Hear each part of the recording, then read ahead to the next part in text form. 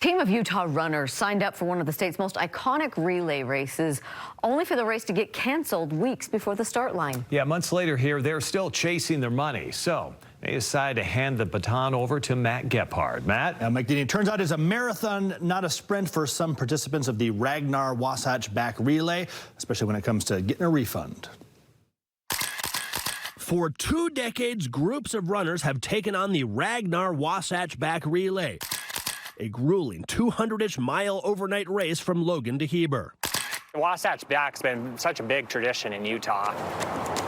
But this year, tradition hit a wall. 7 weeks before the race day, Ragnar abruptly canceled the event. Insurmountable challenges is what their email said. A vague answer, but what was not vague, the price tag. John Waswag's team paid more than $1,600 to register. Ragnar promised refunds by the end of May. When that deadline sprinted past, John reached out. I tried asking whether, hey, was it going to be a time frame, expect 1 week, 2 weeks, a month or more? And yeah, they couldn't give me any answer. John says he feared that Ragnar was running from its obligations. It was one thing to cancel, but we were expecting, that we would get a refund, especially a refund on time. So what gives? John asked me to investigate. The KSL investigators reached out to Ragnar. In an emailed response, General Manager Philip LaHaye writes, "Fewer participants than expected and increasing costs forced us to make the incredibly difficult decision to cancel the race."